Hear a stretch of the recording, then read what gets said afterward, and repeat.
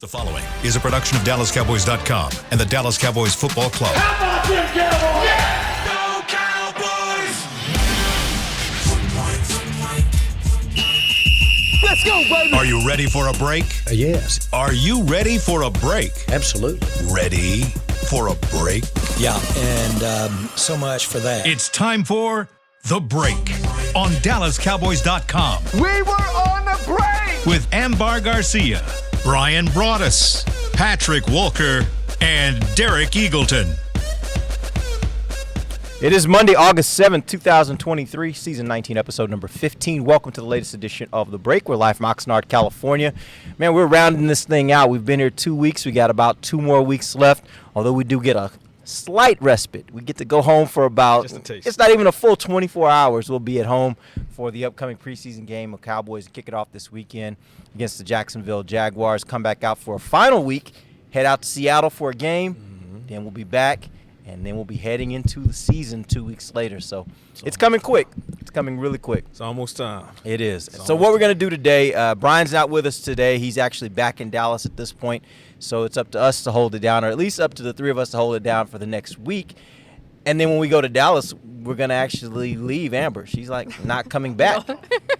She's not coming back. So you suck. Stay behind. She's not coming back. Dropping me off in Dallas. So that final week is going to be me and Patrick. And I think we might actually have a little special guest for everybody that final week, too. Yeah. I don't know if Amber likes that idea, but we're going to see how it goes. Well, she's really relaxed right now from her massage. I don't think she cares. That's true. Right. That's true. She's feeling zen she's right now. She's zen.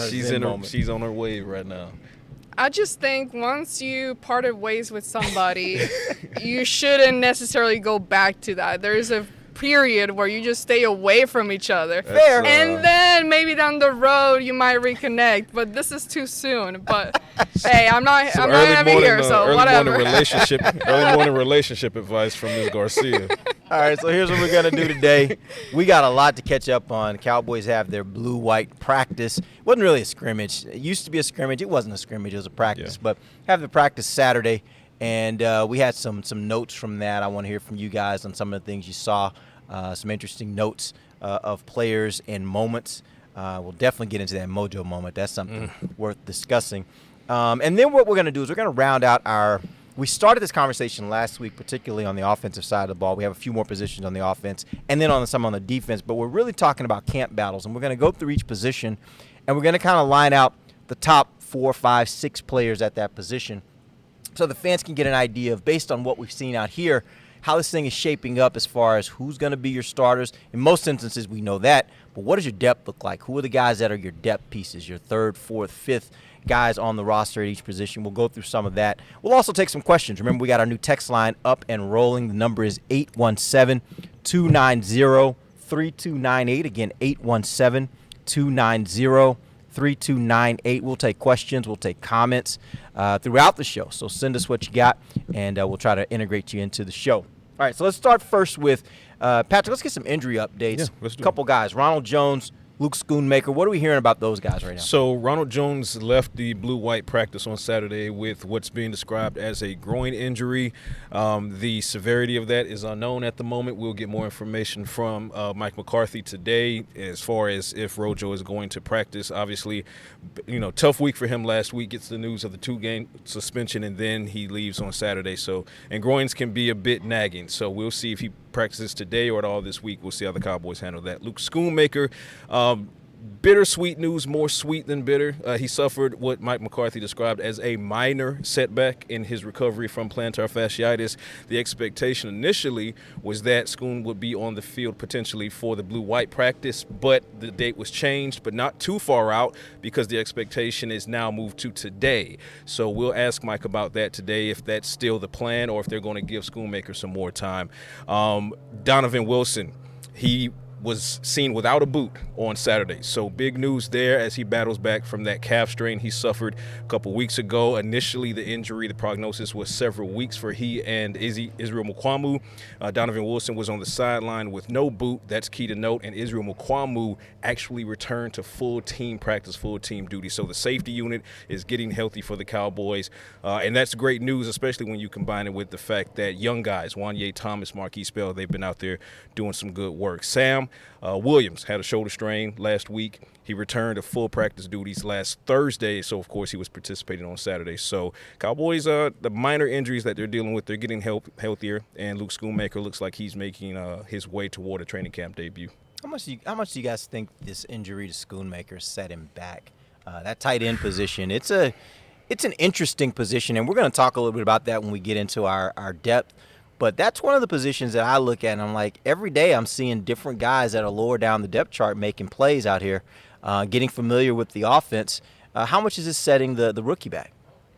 I mean, for a rookie, you never want to miss any type of time. You're still trying to build that relationship with your quarterback and just go out there and run routes. But for a guy like him, I know when he was drafted, we were talking a lot about him and possibly him making somewhat of an impact this year early on, but I never really saw them that way. I still saw the other guys up front, and I'm curious what Brian would even say when it comes to blocking, how he was looking, because that's a guy I haven't seen much out here when he was doing things. Were you noticing something as far as the blocking aspect of his game? Not quite yet. So those are things that it's a big step back, but like he said, we don't know how much time that's going to be. But as far as what I was expecting to get from him this year early on, it wasn't necessarily much. Well, for my stance, when it comes to Schoonmaker, Amari makes a great point. When you're a rookie, you don't want to miss any time at all, especially at the beginning when it's your first training camp. You're trying to get your legs under you. You're trying to get a chemistry with these quarterbacks. You're trying to build that on-field chemistry with the tight ends coach, Lunda Wells, and, the veterans that are on the team, Jake Ferguson, Peyton Hendershot, Sean McEwen. But you also have to factor in when he does come back to the field, he's not going to immediately be 100% coming off of a plantar fasciitis injury as a tight end who's going to have to block, which means he has to plant his feet into the ground and hold anchor. He's going to have to run routes and get open in space. So when he comes back, let's say it takes 2 to 3 weeks for him to acclimate fully. So that's most, if not all, of training camp before he's back at 100% physically, maybe mentally, and then it's week 1. So it made, to your point, Derek, we may not see prime Luke Schoonmaker until 4 weeks into the season because he's missing training camp. And what's from my understanding from this type of injuries is that it's not necessarily something that you just fix. You don't go and get a surgery and get it fixed right away or anything like that. It's something that even when he feels good now and goes back out there, it can pop up again all of a sudden. Who was it? Was it Amari that dealt with that for a while? It was a receiver a couple of years ago. Yeah, I don't recall. I think it might have been Amari. It's a very painful injury. I mean, It's one of those painful injuries that takes you a while to get past, and there is no real escaping the pain. Like, the pain is the pain. You're just going to be in pain. And it's also a weird injury in that if you've ever suffered it, or if you just kind of know of the athletic medical side of it, you kind of want it to pop, so to speak. You would rather that ligament go ahead and pop so it can heal faster, as opposed to just being that strain, because it's the strain that's more aggravating. It's the strain that takes longer to heal. So I'm sure there was a decision made there on if he wanted to have that done forcefully, or if he felt like, or if Britt Brown and the training staff and the medical team here felt like it was not so much of a strain that they didn't have to go to that extreme. But it's a weird injury because you would rather it just, and then you'd heal faster. So a lot of things are kind of factoring into when Schoonmaker can or cannot come back. But again, McCarthy said the expectation now is that it happens on Monday. And as we're having this conversation, I'm seeing a report that he will in fact come off of the non-football injury list today. Again, we'll confirm that with Mike when he speaks in about an hour or so from now. But if that's the case, then yes, ladies and gentlemen, we're going to get our first look at second-round pick, former Wolverine Luke Schoonmaker, in today's practice. And what we have to know is, also the most important thing, I guess I shouldn't say the most important thing, but the thing that I want to see most from him, as you mentioned, Amber, is the ability to block, because that's where I feel like they had some room. I think they got a lot of tight ends on this team who can catch passes, who can get upfield, who can make plays. And even in practice, you've seen the blocking not be there at times. Yeah, exactly. And that's what he did at Michigan. Yes. They feel like they can get more out of him than just being a blocking tight end. But at the end of the day, if he's a great blocking tight end, that's valuable for the Dallas Cowboys. He's very solid on his film from Michigan as a blocker. I believe, like you said, I believe that there's more in that toolbox than just being a blocker. I think he's the most well-rounded tight end in the room right now. Again, we have to see that on the NFL field. We have to see that on the Cowboys practice field before we can really definitively say that. I like the progress in blocking that Jake Ferguson is making, for example. He's making strides in that category. So I think he's right there with Ferguson, but Ferguson obviously has the leg up. But I'm really, really looking forward to seeing what Schoon can bring. And he's not a small dude. This is a big boy. So I think the blocking will kind of take care of itself. What I'm looking for, if and when he shows up in practice today, tomorrow, whatever the case may be, I want to see how comfortable he is running routes on that foot. That's going to tell the real story on how good he feels or does not feel. I will say, at the very least, he's been getting work. What are those machines called? Jugs. Where they throw the ball? Jugs? Yeah, the jugs machine. Yes, Jugs he's machine. been doing a lot of that, and he's looked pretty good. I mean, he's got hands. To me, it looks like an easy exercise, but you know those balls Until come they're coming at flying. you, right? Yeah. But he's looked good catching those balls and at least working in that sense. So we'll see once he gets out there. Yeah, I'm not worried about his hands. He's got hands. Yeah, I'm worried honestly- I want to look at his foot. Honestly, for Well, both yes. the first and the second round pick, I know that the Cowboys feel like they can get more out of them than what they showed in college. But quite frankly, for me, if they can at least do what they did very well in college, Mozzie stopping the run, Schoonmaker blocking, if they can do that in their first year, that's putting the Cowboys far ahead of where they were, because those are two areas where they could use that extra, that ability where they didn't really have it consistently last year. All right, we're going to take our first break. When we come back, we're going to jump into some standout moments from the blue-white practice. We'll get to that mojo moment. We'll let these guys tell you about some things that stood out to them, some players that stood out to them. We'll do that when we come back. DallasCowboys.com radio. Todd thought it would be secure to jog in the cheetah savanna. Todd believed the big cat repellent he bought online was reliable. And now, Todd is trying to be faster than this cheetah that can run 80 miles per hour. But the good news is, Todd has AT&T 5G that is fast, reliable, and secure. And he learned the best thing to do is stop running and toss her the backpack with the beef stew. AT&T 5G. Fast, reliable, secure. It's not complicated. 5G requires compatible plan and device. 5G may not be available in your area. See att.com/5G for you for details. Cowboys fans, after that move, we've just coined the term Rowdy Replay. Let's roll back the tape. Okay, there's our mascot Rowdy cheering on the boys. And now he's on his phone, on his Bank of America mobile banking app? Staying on top of his finances with his virtual financial assistant, Erica. Bank of America's digital tools are so impressive. Cowboys fans just can't stop banking. Learn more at bankofamerica.com/can't-stop-banking. Erica is only available in the English language. You must download the latest version of the mobile banking app, only available on select mobile devices. Message and data rates may apply. Member FDIC. They say champions are remembered, but legends are never forgotten. United Ag and Turf offers a winning lineup of John Deere equipment built to tackle any challenge on and off the field. Legendary John Deere tractors, combines, residential mowers, commercial mowers, compact construction equipment, Gator utility vehicles, and a full line of golf and sports turf equipment. United Ag and Turf, the official Ag and Turf equipment supplier of the Dallas Cowboys. Visit UnitedAgAndTurf.com to find a location near you. Hey Cowboys fans, ready to spice up your next watch party? Bring Yo Quiero guacamole and be the game day hero. Yo Quiero means I want, and we know you want great, fresh-tasting, ready-to-serve guacamole for your home gating and tailgating events. Made with real avocados and the perfect blend of spices, it will be the star of any party. You can find us at your local Albertsons or Tom Thumb in the deli section. If you can't find it, talk to your store manager and tell them, Yo Quiero guacamole. Back to the break.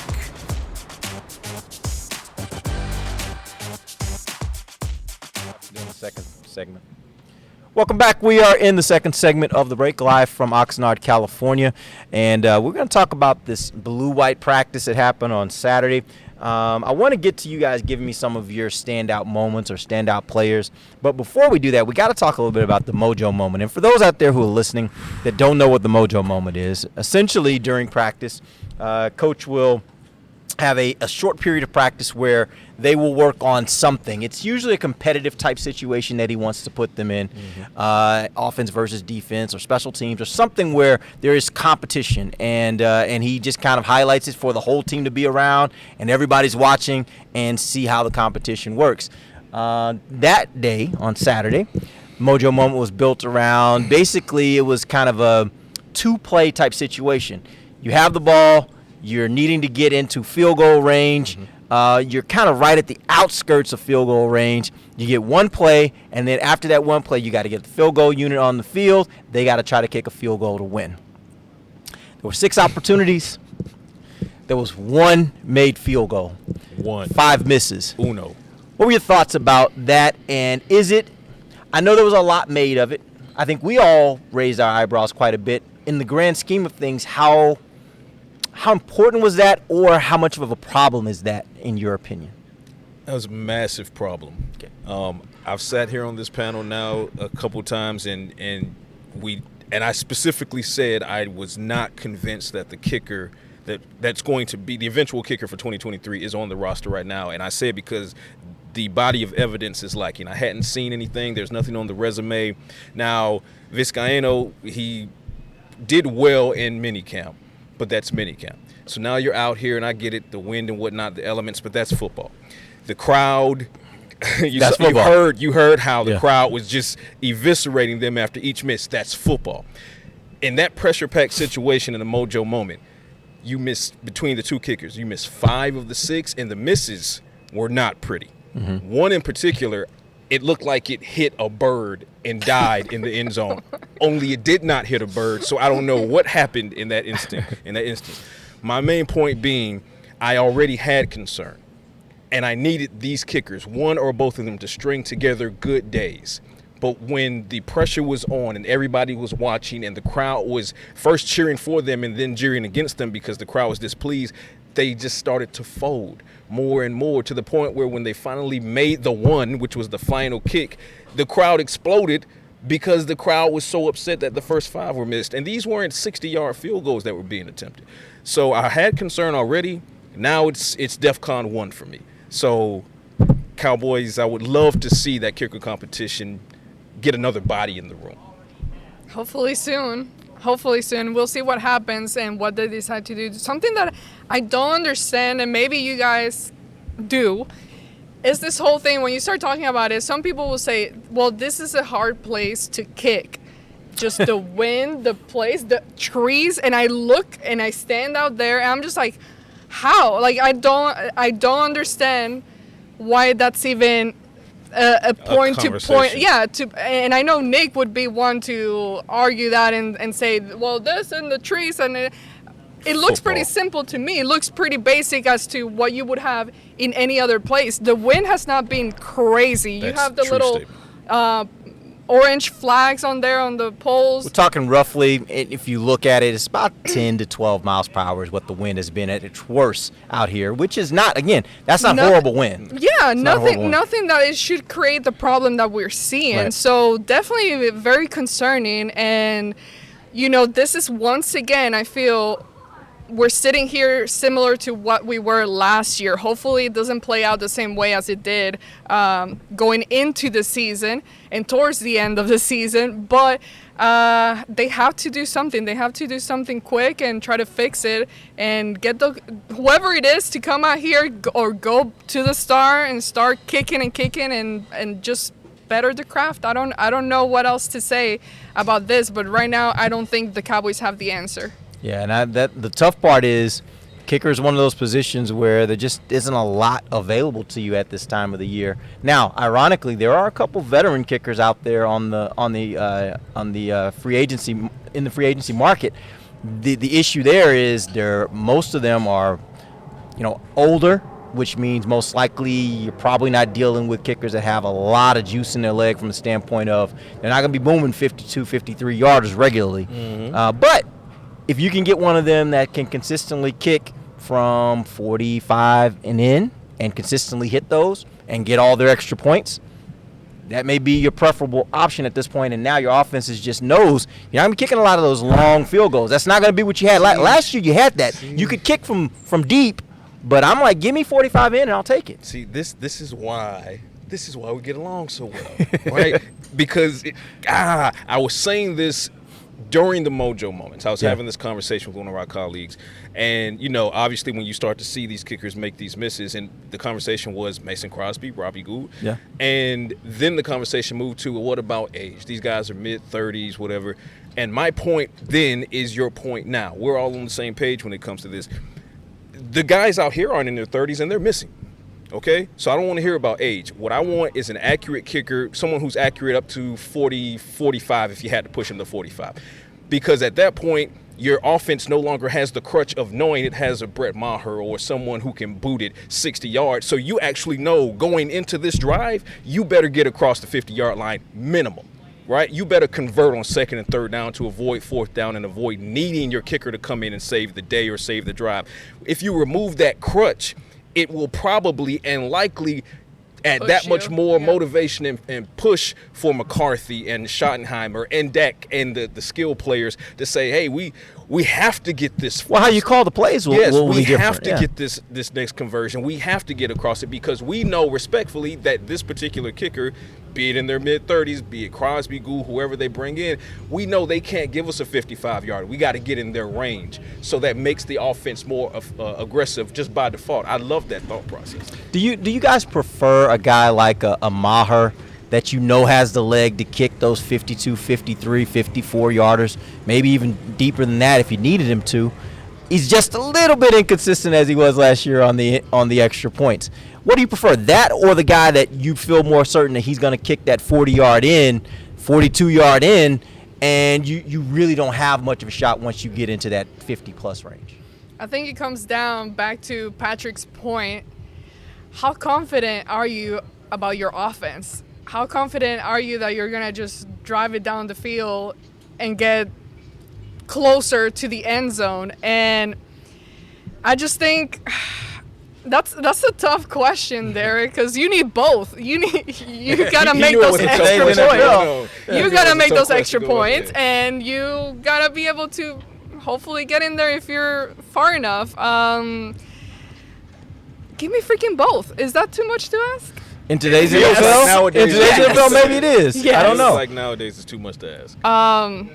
And definitely at this time of the year, it's too much to ask for the Cowboys. Like, that guy's not sitting on the street. If he was that guy, he wouldn't be sitting on the street, right? That's factual. I mean, 3 points is worth more than 1. So if you're kicking a field goal rather than an extra point. So now you're okay with the guy that misses the extra point. Perfect segue to what I was about to say. How good are you at converting? I'm going to completely please the analytics crowd out there right now. And I'm going to say, the hell with that extra point, go for 2. Okay? Because the numbers bear out that you have a great shot of getting that 2-point conversion. So don't worry about the extra point. Don't worry about the extra point. If I can get a 50-something yarder. If I can get a 50-something yarder, because inevitably, to the point of you don't want to have that crutch for the offense. So that point still stands. But inevitably, in the NFL game, there will come a point where your kicker will have to win the game for you on a 3-point field goal. I need that to be more solid. You're contradicting yourself. No, I said no. You're not hearing me. I get your point. Because there's an inevitability. 2 things can be true at the same time. I want the crutch removed. Period. I want the crutch removed. But we also have to understand that at a certain point, you're going to need your kicker to win the game. But now that ties back into the offense because let's say it's a game-winning drive, right? You got to go 98 yards. If you don't have, now here's the inevitability. You're sitting here, you're faced with third down or whatever on the opponent's 45-yard line, right? To Derek's point, it's going to force your play calling to be different from the first play of that drive because you know that this might end up being one of those inevitable situations where, we might need a field goal kicker to save us, but we can't have it at 55 yards out. We can't have it at 50 yards out. So going into that drive, we got to get chunk plays. We can't come out on the first play of scrimmage and run up the A-gap. No. You got to deep inside, deep outside, get some spacing. So it is an inevitability, but it's also true that it changes your approach if you don't have that kicker. But to answer the question succinctly, if you got to choose between one or the other, I don't care about the extra point because with this offense and this, these skill players, you should be able to get 2 points far more often than not. Okay. I'm just visualizing all of it. I'm thinking, well, we don't have Zeke anymore. Can this, in those situations, I mean, you got Dak who still can run. I'm talking about that scenario. You're trying to convert, and what that looks like, and what the offensive line currently looks like. Hopefully, it's improved by the start of the season, but I guess hopefully they just find a kicker that can kick. You bring up an interesting point there where you're talking about, I think what you're getting at is kind of short yardage, 3rd and 2, 3rd and 1. How are they going to pick those up? I actually expect, and I don't know that this is true, but I expect that we will see on some of those short yardage situations, we're going to actually see them throw the ball a little bit more this year. This is the kind of offense that's predicated on quick passes to get the ball out. I could see some 3-step drops. I've kind of seen that already here at training camp. Yeah, situations I think, where they throw the ball rather than run. I think 3-step drop, get the ball out quick. You got these quick routes with your receivers. You got quick routes with your tight ends. You got quick out routes with your, flare routes with your running backs. I think there are ways that you will see this offense be a little more multidimensional in how it approaches short yardage. It won't just be either line up and let the quarterback just run up the gut or hand it off to the running back and have him run up the gut. I think you're going to see a lot more opportunities for the receivers to get involved in some of those short yardage situations and them to convert in that way. All right, we're going to take our final break. We'll come back. We'll hear from these guys on some of the things that they saw in Saturday's practice. We'll get some of their points. We'll also get some of your questions. You can hit us at 817-290-3298. That is our text line. Again, it is 817-290-3298. We'll be right back. DallasCowboys.com radio. Todd thought it would be secure to jog in the cheetah savanna. Todd believed the big cat repellent he bought online was reliable. And now, Todd is trying to be faster than this cheetah that can run 80 miles per hour. But the good news is, Todd has AT&T 5G that is fast, reliable, and secure. And he learned the best thing to do is stop running and toss her the backpack with the beef stew. AT&T 5G. Fast, reliable, secure. It's not complicated. 5G requires compatible plan and device. 5G may not be available in your area. See att.com/5G for you for details. Want to use the Cowboys locker room's favorite products? Check out the official men's skincare brand of the Dallas Cowboys, Jack Black. Right now, you can get the Jack Black Playmaker, a curated collection of Cowboys locker room favorites for just $10 with free shipping. The Playmaker includes 4 Jack Black skincare favorites, plus a full-sized Intense Therapy lip balm. Go to getjackblack.com/Cowboys and use the code word Cowboys. The Jack Black Playmaker, $10, free shipping. SeatGeek has your back no matter what kind of fan you are. So whether you're a diehard fan or a don't really care fan, a we got 'em next time fan or we'll never win again fan, a here for the tailgate fan or a first one through the gates fan, SeatGeek not only makes buying and selling tickets easier than ever before, they made just about everything else easier too. So whether you're a here every week fan or haven't been here in years fan, SeatGeek has you covered. Download the SeatGeek app today. SeatGeek, your ticket to great seats. Welcome back into Dear Doctor, the show where I answer life's questions with an ice-cold can of Dr. Pepper. Sheila, let's hear from our next caller, would you? Dear Doctor, my friend supported me during a tough time, but what's the right gift that says, thanks for being a shoulder to cry on? Okay, this one's easy. I say give her a delicious Dr. Pepper.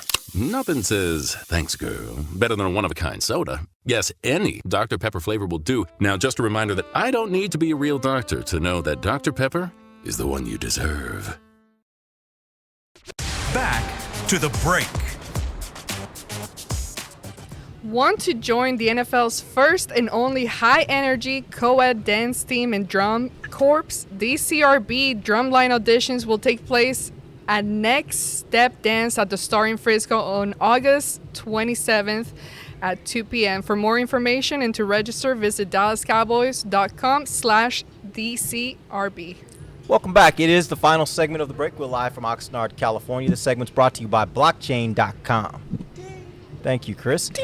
And we are let's get some opinions from you guys. Saturday, the blue-white practice. I want to hear from you guys a couple moments or players that stood out to you. Let's start with you, Amber. What do you have?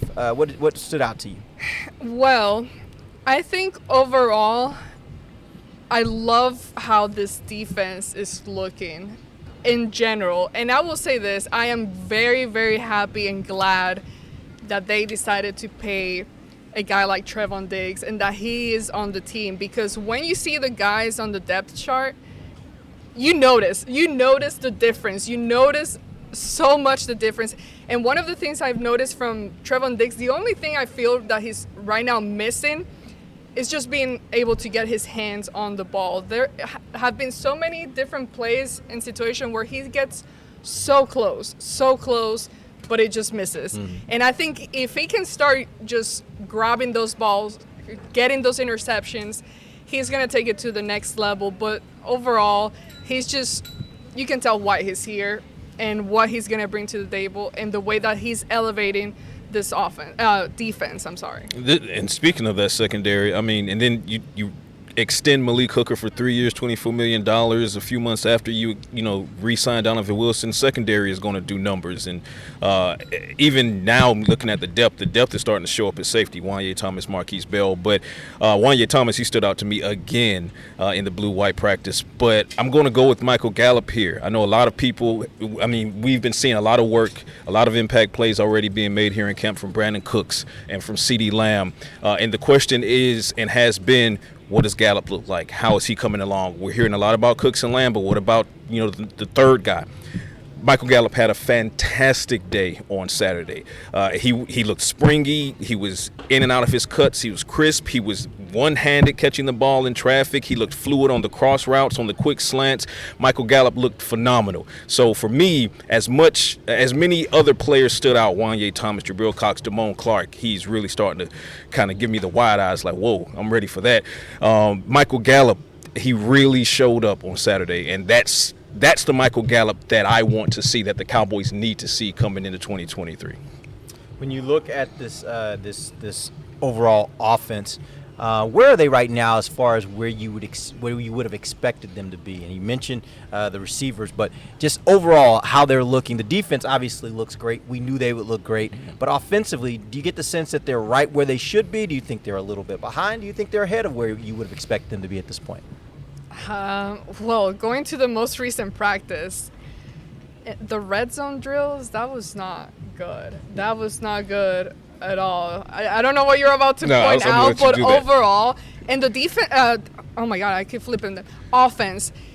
In general, as far as training camp has been, I think they've been doing a pretty nice job. There have been areas where, yes, you need to perfect and work on, but Dak, to me, has looked really, really good overall in training camp. But going to the most recent one, that red zone drill, I was standing right there. I'm just like, oh my God, nope, miss. And everything, it was on the defensive side where they were just winning every single play. So that was an area where I'm like, okay, this may be something that they need to work on. And most of these came just passing the ball. It wasn't necessarily running on the ground.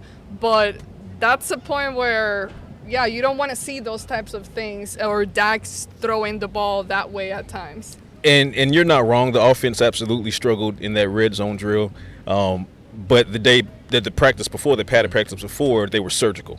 Yeah. 5 touchdowns. 5 for 5, right? Yeah, 5 for 5. Yeah. 5 for 5. Yeah. So my point was, you're not wrong in that the offense struggled. My point was contextual in that the offense had such a phenomenal day against an elite defensive secondary that you could tell the defensive secondary went back into the lab and said, that's not going to happen again. So then that very next padded practice, Dak and that offense looked very disjointed in that red zone. So credit to McCarthy, Schottenheimer, Dak, and his players for going 5 for 5 and basically just eviscerating the defense on that particular padded practice last week. But then kudos to McCarthy and Witt and Deron Bland and Trevon Diggs for coming back out and saying, I bet you can't. Most recent practice, They basically looked at Dak and said, I bet you can't do it again.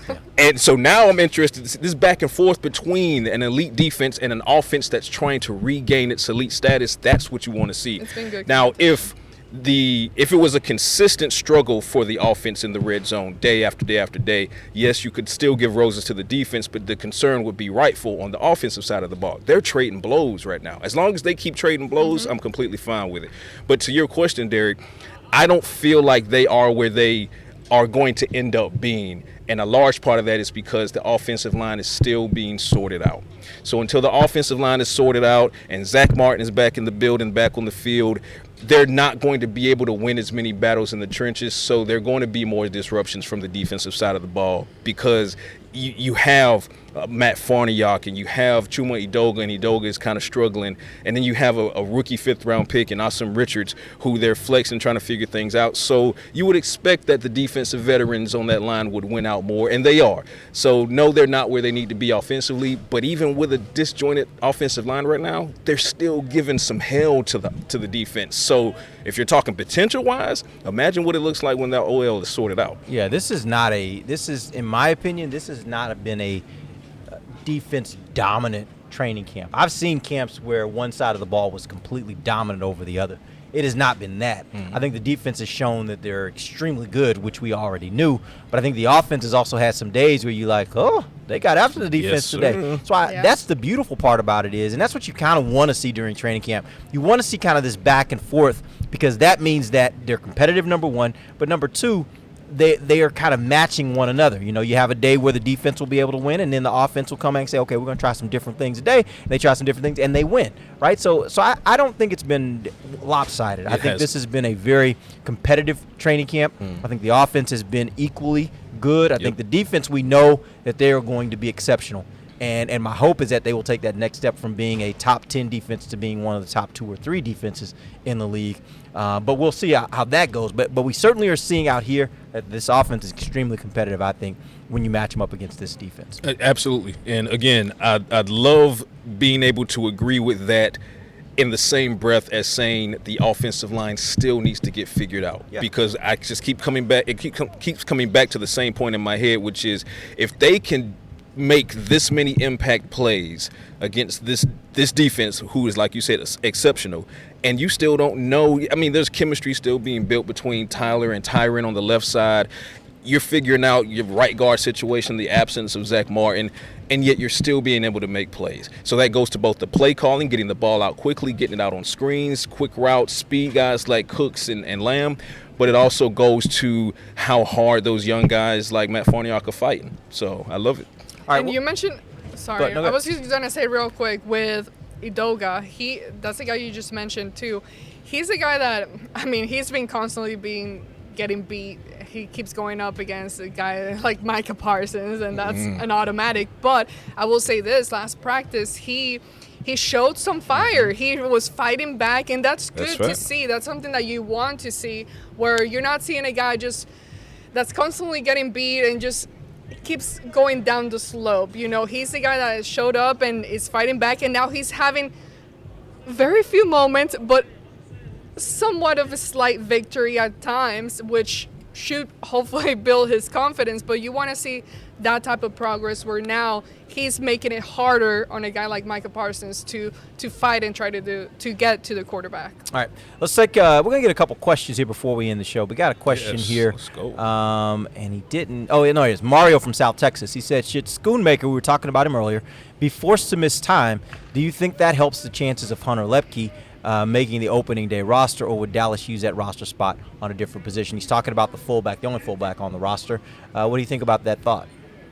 I don't know that the two are directly related. I mean, obviously they're related as far as the math is the math when it comes to cutting down the roster. But the more you ask Mike McCarthy about Hunter Lepke, the more he kind of doubles and triples down on special teams. And then you go and talk to Bones, and Bones is impressed with what Hunter is bringing to the special teams front.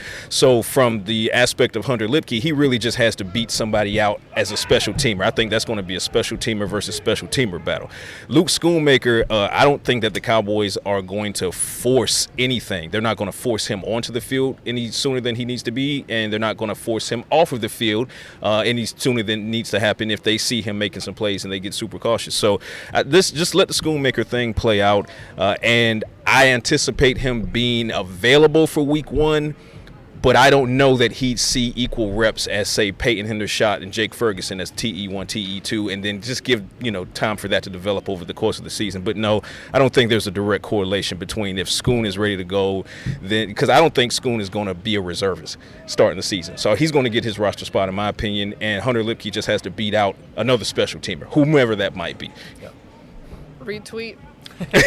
Repost. Actually, this is actually an interesting question. I'm interested to see how you guys take this.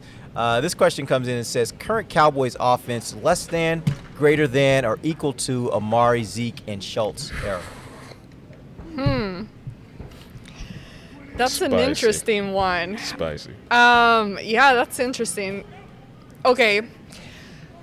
Wide receivers, I really like what they got going on right now. I think it's better than what it was. Tight end, I'm not ready to say they miss a guy like Schultz. I think they're sorting some things out, and they need to perfect some areas that definitely need work, but I think they will be okay. Zeke, I'm not over that yet. I don't know about you guys, but I miss seeing 21, the white jersey, 21 out here running. Why are you making that face, Chris? You're just talking about someone breaking up and not bringing them back. Oh my God! Hold on, I got you, Chris. I got you. Hold on. Here it is. That was more of a guy that was forced out of your. You're contradicting yourself. No, I am not. I am Air not. five. No. Break up the high five. He was kicked out of here. That's like someone that you have a relationship with and gets drafted in the military and has to be taken away from you. Wow. Overseas. Wow. Okay. I'm just saying. It wasn't necessarily a mutual breakup, I don't think. But for Dunkirk, like, all right. Back to the point. Even though some of these young guys have been showing some things, and we keep talking about a guy like Chris Vaughn, he has been explosive. They are using him in many, many different ways. Deuce. You talking Deuce? Oh my God, I mentioned his dad. I'm Right. sorry. Listen, I talked about his dad. Chris looks like he can get out there too. So yes, kudos to Chris. Yeah. Kudos to Chris. Chris looks like he can get out there too. Chris Right, is his he does. dad. I'm sorry. Yeah. Well, I see Chris working out every morning, so yes, he was fresh on my mind. But no, his son, Deuce, he's been doing really, really good job, and Tony Pollard has done a good job as well. But there's still something for me that is missing. That is not what Zeke was bringing to the table. And you talk back about those short yardage situation. I think that's something they're still lacking out here. I haven't seen a guy, and this is kind of hard to tell because you're not really fully tackling anybody. But as soon as you see a small contact, the defense is not going to go hard or anything. But you see that initial contact, you're like, okay, yeah, that would have been it. They wouldn't have gotten far. So I would say right now overall, I feel like it is a little bit better, with the exception of not having Zeke. I'm gonna make it real easy. Break it down in 3 parts. The running back room, I think, is a lesser than sign than the one that had Zeke in it. Especially Zeke in his prime. Correct. Let's be clear about until that. further notice, I think the running back room has taken a step back. Hopefully, they took a step back to take steps forward, but we'll get to that when we get to that. Tight end room.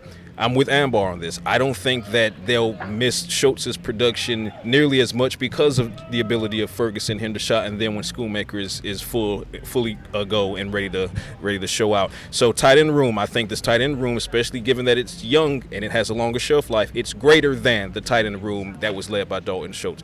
Wide receiver group, this is where it gets arguable. Amari Cooper, easily one of the best route runners in the game. He's not a slow guy by any stretch of the imagination, but he's also not Brandin Cooks' speed and an ability to just teleport from spot to spot. So, again, on paper, which is all we can go by right now, on paper, Cooks' speed and route running ability, combination of those two, plus Lamb, plus Gallup, if we assume Gallup is back in prime form, which was what was present with Cooper and Gallup in that trio, then I'm going to, on paper, say this wide receiver group is a greater than sign over that trio. So that's 2 out of 3. So my overall answer is yes. Yeah. This group on paper is better. Yeah, I agree with all that. The only part I think is a question mark is the running back room. Yeah. And really, as for the points that you brought up, Amber, we haven't seen yet their ability to be able to convert those short yardage runs. I think in a lot of other areas, I think in the passing game, they're probably better. Because even though, and I remembered back when he was drafted, I remember the Cowboys talking, and I talked specifically with somebody in the organization who would have known and was part of the conversations that was like, man, we really think we're getting something in the passing game from Zeke. He's one of the better running back pass-catching running backs coming out of the draft in a very long time. And I don't know that the Cowboys ever really realized that. Linehan never really I think Pollard has been, at least from the production on the field, has been a better option. And even out here, you see he just has it's a very natural pass catcher to me. It seems like more of a natural pass catcher than Zeke was. So I think in a lot of areas they may even be better. I still don't know what they're going to do on short yardage. They may have the right answers. Who knows? I haven't seen it. Going to your body of work, I haven't seen that yet. Correct. So that to me is the big question mark, and especially Zeke in his prime. You give him the ball on 3rd and 1, it was almost like you just didn't even question it. But that's what we're comparing. We're comparing his prime to where they are now, and I think that's the one area where I think there are still question marks. Yeah. Give the ball to Deuce Vaughn, right? And he still hasn't signed with anybody. Not yet. Yeah, but I'm not sure he's still that anymore. Like, that's the other part to it. I don't know that Zeke is. No, but I think going back to last year, what we saw last year, if you find the right combination, I think it's the perfect recipe for the running backs. What you do with Zeke versus what you do with Tony Pollard, they both have different set of skills that you use him. I think what fans were getting kind of annoyed about last year is that you were still using Zeke a lot more than Tony Pollard, and people wanted to see more of Pollard. But I think if he was here, you would be able to create a better balance to where now you're just really utilizing Zeke in what he does best, which are those short yardage. I can't. But I get all that. But the tough part to that is Zeke willing to be paid as a guy that's just going to come in on 3rd and short? Well, yeah, we're not talking about money, though. I know it relates. I know that's the whole issue. And that ties into what I keep hearing from Mike McCarthy. And there's one statement Mike McCarthy said last week when he was asked about the Zeke equation. And he said, and I quote, "It's the reps," end quote. It's the reps. McCarthy is hell-bent. I know the front office, they have the door still open for Ezekiel Elliott until the door is closed, i.e. he signs with another team. But Mike McCarthy is hell-bent on getting these young guys into these games and seeing that. And then when you look at Rico Dowdle, for example, I think Rico Dowdle has an excellent chance to challenge for RB2.